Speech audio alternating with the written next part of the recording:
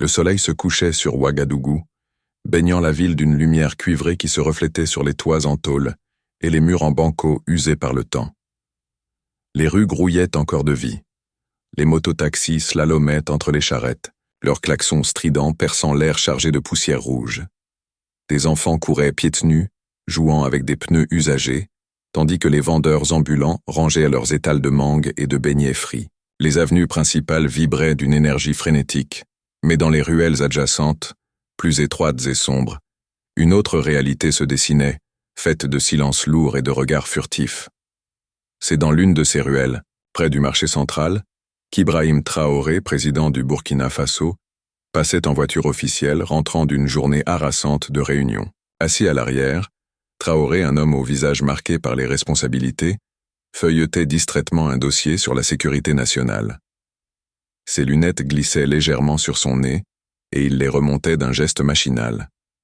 Mais quelque chose attira son regard à travers la vitre teintée. Une femme se tenait sous un lampadaire clignotant, son ombre vacillante projetée sur un mur écaillé. Elle portait une robe rouge moulante, élimée aux coutures, et des talons hauts qui semblaient sur le point de céder. Ses cheveux teints d'un blond artificiel étaient noués en un chignon désordonné, et son maquillage épais ne parvenait pas à masquer la fatigue qui creusait ses traits. Elle parlait à un homme, un sourire mécanique plaqué sur les lèvres, mais ses yeux trahissaient une lassitude infinie. Traoré, formé à observer les moindres détails pendant ses années dans l'armée, remarqua la tension dans ses épaules et le léger tremblement de ses mains. Intrigué, il murmura au chauffeur « Ralentis un peu ». La voiture s'arrêta discrètement à quelques mètres, et il observa la scène en silence. La femme, prénommée Mariam, finit par s'éloigner seule, l'homme ayant secoué la tête avant de disparaître dans la foule. Elle marcha rapidement, tête baissée, jetant des coups d'œil nerveux autour d'elle, comme si elle craignait d'être suivie. Traoré, mu par une intuition qu'il ne s'expliquait pas, ordonna « Suis-la, mais reste à distance ». La voiture avança lentement, phares éteints, longeant les ruelles poussiéreuses où les lampadaires s'éteignaient un à un. Mariam s'enfonça dans un quartier plus pauvre, où les maisons en tôle et en banco s'entassaient dans un désordre chaotique. Les rues non pavées étaient jonchées de sacs plastiques et de vieux pneus, et une odeur âcre de charbon et de poubelles brûlées flottait dans l'air. Elle s'arrêta devant une petite échoppe éclairée par une lampe à pétrole, acheta un sachet de riz et une poignée de légumes avec des pièces tirées d'un porte-monnaie râpé, puis disparut, dans une ruelle étroite. Traoré descendit de la voiture, ordonnant à son chauffeur et à son garde du corps de rester en arrière. Il enfila une casquette usée et un foulard pour masquer son visage. Sa silhouette imposante et son statut auraient attiré une foule, curieuse dans ce coin oublié de la capitale. Il suivit Mariam à pied, ses pas étouffés par la poussière. Elle entra dans une maison modeste, un rectangle de banco aux murs fissurés, éclairé par une ampoule nue pendue au bout d'un fil électrique. À travers une fenêtre sans rideau, il vit une scène qui le cloua sur place. Mariam s'agenouilla, près d'un lit où gisait une vieille femme, frêle comme une brindille, reliée à une bouteille d'oxygène artisanale faite d'un tuyau et d'une bonbonne rouillée. Mariam prit la main de la femme et murmura des paroles inaudibles, sa voix tremblante d'émotion.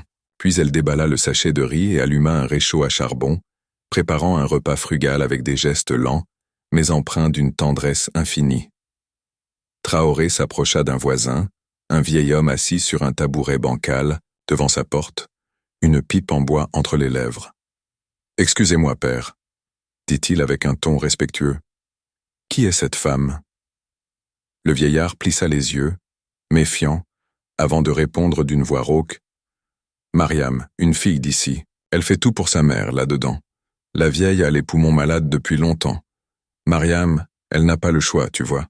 Elle travaille la nuit pour payer les soins. » Traoré hocha la tête, une boule se formant dans sa gorge. « Elle est seule ?» demanda-t-il. « Oui, » y répondit le vieil homme en tirant sur sa pipe. « Son père est mort dans un accident. Ses frères sont partis chercher fortune ailleurs. Ils ne sont jamais revenus. Elle n'a que sa mère. » Ces mots frappèrent Traoré comme un écho de sa propre vie. Il avait perdu sa mère jeune, emporté par une maladie que sa famille n'avait pas pu soigner. Il remercia le vieillard et s'éloigna, l'esprit en tumulte, incapable d'oublier le regard de Mariam penché sur ce lit. Dans un village à 1 heure de Ouagadougou, Mariam, âgée de 10 ans, courait pieds nus à travers les champs de mil, ses éclats de rire résonnant dans l'air sec et brûlant. Sa mère, Aïcha, une femme robuste aux mains abîmées par le travail, l'appelait depuis un champ voisin. « Mariam, viens m'aider avec les épis !» Elle obéissait en sautillant, ses tresses dansant dans le vent. Aïcha, essuyant la sueur de son front avec un pagne coloré, lui souriait. « Un jour, tu seras une grande dame, ma fille. Peut-être institutrice, non ?» Mariam acquiesçait, les yeux brillants. Elle rêvait de porter des robes élégantes, de lire des livres sous les manguiers, d'enseigner aux enfants du village à écrire leur nom dans la poussière. Mais ce rêve s'effrita brutalement. À 15 ans, son père mourut dans un accident de moto, écrasé par un camion sur une route défoncée.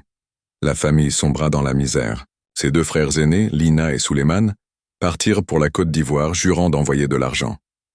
Les premières lettres arrivèrent, accompagnées de quelques billets froissés. Puis le silence s'installa. Aïcha commença à tousser, d'abord légèrement, puis de plus en plus fort, jusqu'à ce que chaque respiration devienne un sifflement douloureux. Les guérisseurs du village parlèrent de mauvais esprits. Un médecin itinérant, de passage, diagnostiqua une infection pulmonaire chronique. Mais les médicaments coûtaient une fortune. À 18 ans, Mariam quitta le village pour Ouagadougou, un baluchon sur l'épaule, espérant trouver un travail de domestique ou de vendeuse. La ville, cruelle et indifférente, brisa ses illusions. Sans éducation ni contact, elle fut, happée par la prostitution, chaque nuit la dépouillant un peu plus de ses rêves d'enfant. Le lendemain soir, Traoré revint dans le quartier, décidé à en savoir plus. Il abandonna son costume présidentiel pour un boubou gris élimé et une casquette enfoncée sur le front, se fondant dans la foule anonyme. Il trouva Mariam assise devant sa maison, sur un seau retourné, les yeux fixés sur un vieux téléphone, portable aux touches usées. Elle semblait épuisée, ses épaules voûtées sous un châle délavé. Il s'approcha, feignant de chercher une adresse. « Bonsoir, ma sœur, » dit-il doucement. « Je cherche la maison d'un ami, mais je crois que je me suis perdu. » Mariam leva les yeux, méfiante, mais son ton respectueux la désarma. « C'est quel nom ?» demanda-t-elle, la voix rauque de fatigue. Traoré inventa un nom au hasard, puis glissa une question. « Vous vivez ici? Ça a l'air dur avec cette chaleur. » Mariam esquissa un sourire amer. « On s'habitue. Ma mère est malade, alors je fais ce qu'il faut pour elle. » Il hocha la tête, feignant la surprise. « Toute seule ?» Elle baissa les yeux, ses doigts triturant le bord de son châle. « Oui, les médicaments coûtent cher et il n'y a personne pour aider. Alors je travaille la nuit. » La honte perçait dans sa voix, mais Traoré posa une main légère sur son épaule. Un geste inhabituel pour cet homme réservé. « Vous êtes une bonne fille, » dit-il simplement. « Ne laissez jamais personne vous dire le contraire. » Mariam le fixa surprise, une lueur d'espoir vacillant dans ses yeux pour la première fois depuis longtemps. Traoré s'éloigna, le cœur serré, mais résolu à agir. Plus tard cette nuit-là, Mariam retourna dans la ruelle près du marché, où les ombres des passants dansaient sous les lampadaires vacillants. Elle croisa Fatou, une prostituée plus jeune, aux cheveux tressés ornés de perles colorées. Fatou alluma une cigarette et lança « Tu as l'air triste ce soir, Mariam. » Celle-ci haussa les épaules. « C'est toujours la même chose. » Fatou soupira, soufflant une volute de fumée. « Moi, je veux partir d'ici, ouvrir un salon de coiffure, tu sais. Mais comment faire sans argent ?» Mariam lui offrit un sourire faible. « Garde espoir, Fatou. Un jour peut-être. » Mais ces mots sonnaient creux même à ses propres oreilles. Quelques heures plus tard, un client l'aborda, un homme corpulent à la laine chargé d'alcool. Il la saisit par le bras, l'attirant vers un coin sombre. « Tu crois que tu peux me dire non ?» grogna-t-il, ses doigts s'enfonçant dans sa peau.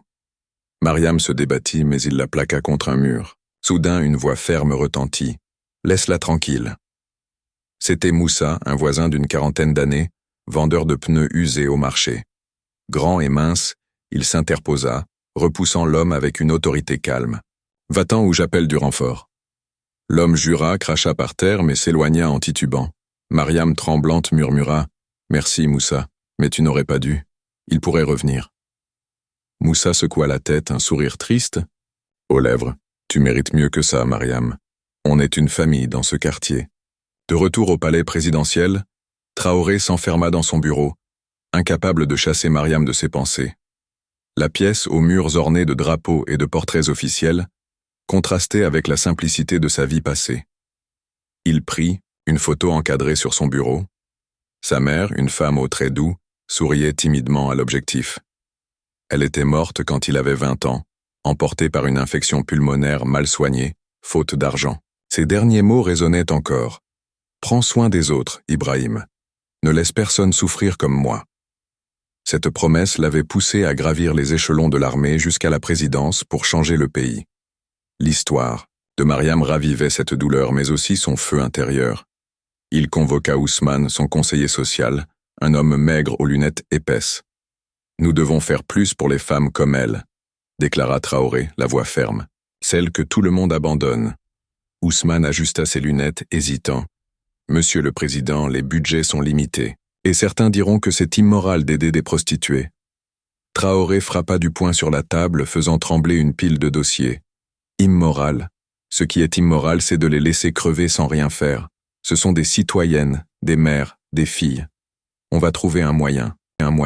Traoré contacta une association locale, Femmes Solidaires, spécialisée dans l'aide aux femmes marginalisées. Par téléphone, masquant son identité, il donna des instructions précises. Une femme nommée Mariam vit près du marché central. Sa mère est malade. Assurez-vous qu'elle reçoive des soins gratuits, une formation et une aide financière pour quelques mois. Laissez un mot, pour votre mère. » Il raccrocha avant qu'on puisse poser des questions. Quelques jours plus tard, une travailleuse sociale, Amina, frappa à la porte de Mariam. « On nous a signalé votre situation, » expliqua-t-elle avec un sourire chaleureux. « On va soigner votre mère et vous offrir une formation en couture. » Mariam, incrédule, éclata en sanglots. « Qui a fait ça ?» demanda-t-elle. Amina haussa les épaules. « Quelqu'un qui veut vous aider. Il a juste dit « pour votre mère ».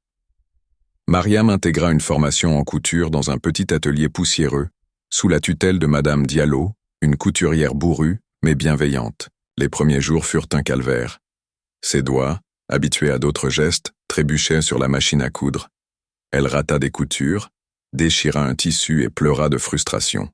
« Patience », répétait Madame Diallo. « Tout le monde commence quelque part. » Fatou rejoignit le programme, et ensemble elles apprirent à couper des pagnes, à assembler des robes, à coudre des chemises. Un soir, Mariam rentra chez elle, épuisée mais fière, et croisa Moussa. « Tu as l'air différente » dit-il, un sourire éclairant son visage buriné. « Plus légère. » Elle acquiesça. « Quelqu'un m'a donné une chance. Je ne vais pas la gâcher. » Mais la route était semée d'embûches. Au marché, une voisine la reconnut et lui lança « Prostituée, tu crois que tu peux devenir quelqu'un ?» Mariam baissa la tête, mais Fatou rétorqua « Elle vaut mieux que toi maintenant. » Les mots blessèrent Mariam. Chez elle, elle s'assit près du lit de sa mère. « Je fais de mon mieux, maman, » murmura-t-elle. Aïcha, faible, mais lucide, serra sa main. « Je suis fière de toi, ne les écoute pas. » Au palais, Traoré lançait « Les filles de la nation », un programme national pour offrir formation, microcrédit et soins aux femmes vulnérables. Lors d'une réunion tendue, M. Koné, un ministre conservateur au visage sévère, protesta « Aider des prostituées, ça va scandaliser les gens. » Traoré le fixa glacial. « Ce qui scandalise, c'est notre indifférence. Ces femmes ne sont pas des criminels, elles sont des victimes. On va leur donner une chance. » Point final. Après des heures de débat, le programme fut adopté, mais Traoré savait que la mise en œuvre serait un combat. Des mois plus tard, Mariam ouvrit une petite boutique de couture, aidée par Moussa qui négocia un loyer modeste pour un local au marché. Elle cousit sa première robe, un pagne aux motifs éclatants, et la vendit à une cliente ravie. Fatou, désormais coiffeuse, installa son salon à côté, et leurs rires emplissaient l'air. Les voisins, autrefois hostiles, commencèrent à la saluer avec respect. Un jour, Mariam réunit des femmes du quartier et leur parla des filles de la nation. « Si j'ai pu changer, vous le pouvez aussi, » dit-elle, la voix tremblante. Plusieurs s'inscrivirent, et Mariam devint une figure d'espoir. Traoré, de passage dans le quartier, s'arrêta devant la boutique de Mariam, toujours incognito. Elle riait avec Fatou, entourée de clientes, vêtue d'une robe qu'elle avait cousue elle-même. Ses cheveux étaient tressés avec soin, ses yeux pétillaient de vie. Elle ne le reconnut pas lorsqu'il s'approcha. « Vous cherchez quelque chose, monsieur ?» demanda-t-elle souriante. « Juste à voir comment vous allez, » répondit-il. « Vous avez l'air heureuse. » Elle hocha la tête. « Je le suis. Quelqu'un m'a sauvée, et je ne l'oublierai jamais. » Traoré s'éloigna, un sourire discret aux lèvres, satisfait de son geste anonyme. Dans son bureau, il lisait un rapport sur « les filles de la nation ». Des centaines de femmes avaient repris leur vie en main. Mariam restait dans son esprit, un symbole de résilience. Dehors, la nuit tombait sur Ouagadougou. Dans sa boutique, Mariam enseignait à une jeune fille à coudre, répétant les mots de sa mère. « Un jour, tu feras de grandes choses. » Et dans ses yeux brillait un espoir indéfectible.